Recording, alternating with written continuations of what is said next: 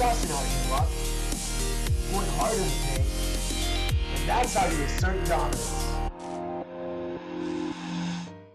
Hey, what's up guys, it's Jake aka Tag, and today we're back at it again with the best beatdown deck in the meta. You have the trifecta of spells with Log, NATO, and Poison, so you're going to be easily winning against all of those log bait decks. Poison will also allow you to fare really well against all those graveyard decks, and then Baby Dragon and Poison will allow you to deal with a lot of the Spear Goblin huts. We have double Princes in this deck because they have just such great synergy together. The Dark Prince will deal with all the squishy units, and then the Prince will come in with the real DPS. Even if your opponent has P.E.K.K.A to deal with your Golem, the Prince and Mega Minion just DPS down the P.E.K.K.A so fast, and the P.E.K.K.A ends up dying around the same time as your Golem, and then your supporting units just end up taking their tower. Honestly, this is one of the best decks in the game at the moment, and Colton used it to great success against Surgical Goblin. So guys, let's go jump straight into some high ladder games, and let's assert some dominance. Alright guys, so we got a game, and this guy is actually starting off the game zapping our tower. We are not going to be actually responding at all because we have Golem. It's just not the play. If I cycle the Baby Dragon, I could be punished, and also if I cycle my Mega Minion, I really don't have an answer to a balloon. I didn't really want to deal with that. So this man, he's going to be dropping the Spear Goblin Hut in the middle.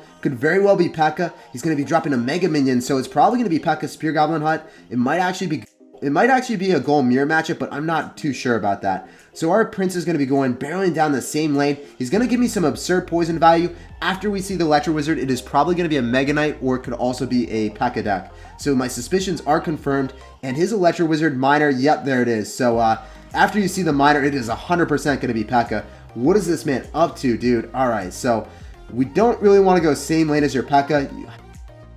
Hopefully we can bait out a P.E.K.K.A. earlier on. We're just going to go Dark Prince opposite lane of where he's going for. And he goes in for a zap. We know that Spear Goblin Hut is in cycle. There is the P.E.K.K.A. That is what I was waiting for, guys. I don't know if your bodies are prepared for this, but we're going to utilize the Golem to kite the P.E.K.K.A. to the opposite lane. This is going to be pretty insane. If he doesn't support it, our Golem will just wreak havoc over him. So here we go. We're going in for the Golem. The P.E.K.K.A. is going to be passed with the Golem. This is going to be incredible. P.E.K.K.A. does not actually do so well against distraction units. And yeah, P.E.K.K.A. is just not hitting our Golem. She just can't catch up. She's a little bit too thick, man. She needs to go to the gym a little bit more. And unfortunately for him, he's not going to have a great response to this Prince. It's going to go rattle off a charge right on top of the Electro Wizard as soon as we deal with it. He's going to... Oh, wow. He had to drop a defensive Miner. That is not good. That is bad news bears, my man. So as I said, the supporting units are the main threat with this deck. The Golemites are going to be tanking for the Mega Minion, and the Mega Minion is going to be asserting so much dominance on the tower. Oh my gosh, that's incredible. So despite him having P.E.K.K.A., you guys would think that P.E.K.K.A. counters Golem, but if you drop it early on, or if my supporting units actually get on top of the tower, you're just going to be in a world of pain, my man. So what I really want to do is I just want to keep poisoning him out. At max ladder, poison does around 300 damage, so I'm not really too scared. That's like 2 more poison cycles, and with 30 seconds left, I can easily get back to another. But my Baby Dragon just devastating belch on his tower. Oh man, my Baby Dragon just doesn't want to have any, it's just relentless at the moment, guys. It doesn't care about him. It doesn't care about his feelings. Feels bad, man.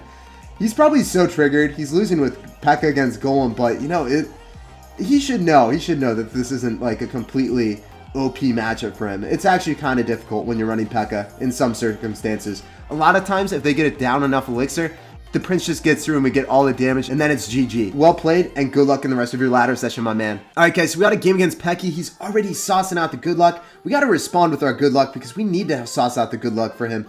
We need to be cordial sirs. So he's going to be dropping the Princess in the back. Please be Hog Rider or be a log bait deck. It will be OP for us. We're going to go in for a log. As soon as he sees the log on the Princess, I can safely assume that he knows that we got multifarious spells.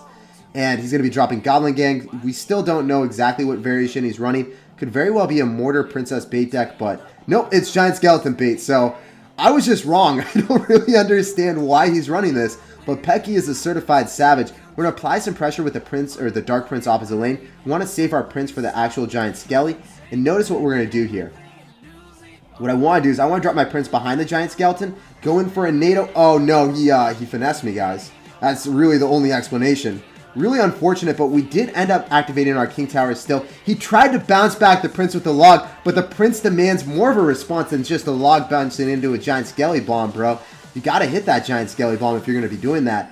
But, oh, our Mega Minion is still alive and thriving. The Miner was not dropped. The Miner was not dropped in the safe spot, so unfortunately for him, he didn't get the full damage.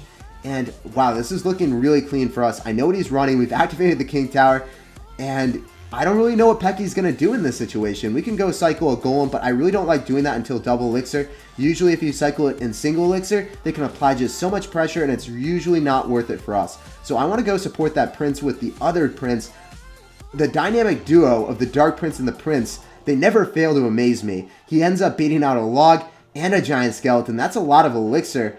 Oh my gosh, I don't really know what this man wants to do, but he's going to be in a lot of pain. We're going to go in for a log on top of the barrel, and we're just going to mitigate damage. The giant skeleton is obviously not going to get to our tower. As soon as double elixir hits, I just want to go same lane as him. I don't really want to go opposite lane. Usually, that's one of the things that you want to do with Beatdown. Even if you're down like 400 damage, or we have 400 more damage on the left-hand side, it's usually best to go right-hand lane, because now he's playing into my Golem push. So anything he drops is not going to be working out so hot for him.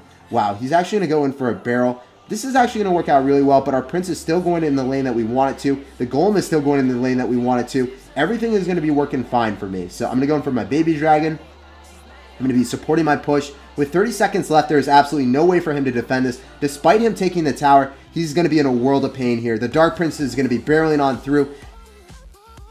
The Mega Minion is also asserting dominance. We're going to be going in for our own Prince, and I feel like we got this in the bag. I honestly am not too scared. With 14 seconds left, he's just expended too much elixir. We're going to go in for a pre-log on the Goblin Gang, and wow, we just need one Prince hit. That's all we need, dude. Come on, give it to Daddy.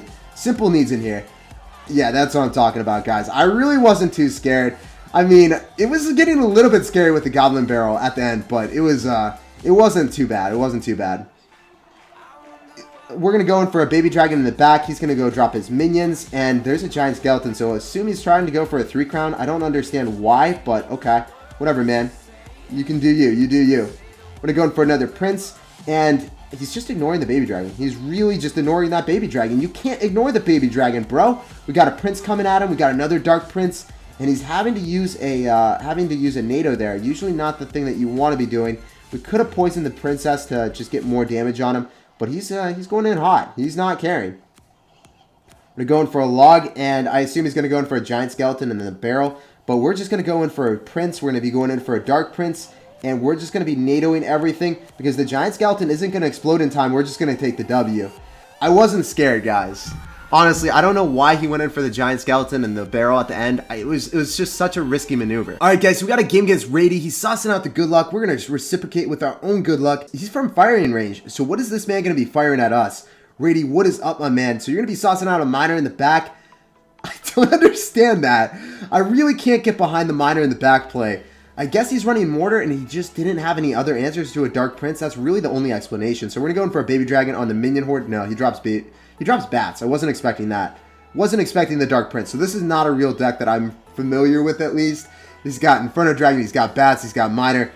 What a weirdo. All right, man. I like the innovation, at least. I do like the innovation. Unfortunately for me, I actually have to go in for a Mega Minion on top, and then also going to be NATOing the miner. I thought that my Mega Minion was not going to kill the Inferno Dragon, because usually it doesn't, but my tower was actually shooting the Inferno Dragon and not the miner. I thought he timed that a little bit better, and as a result, I prepared for the worst case scenario. Unfortunately, I did over-defend in that circumstance. So his Inferno Dragon is going to be out of cycle, so I'm going to go in for my Golem in this situation. Usually, I don't go in for Golems like that. I hate going for them in double elixir, or I hate going for them in single elixir, but I knew that his Inferno Dragon was out of cycle, so he didn't have a way of actually killing my Golem, so felt like that was the play. Definitely felt that was a maneuver. So he's going to go drop his Lava Hound. Lava Hound is really just going to tickle me. I'm just going to go in for the Dark Prince, and then I'm also going to go in for my real Prince right now, because he's just dropping a whole bunch of squishy units. I don't really care. And yeah, we just got to make sure that the Prince gets on top of the tower. So as long as the Prince gets on top of the tower, if he gets a charge, we're going to be chilling. And unfortunately, he doesn't get that charge that I so desperately needed.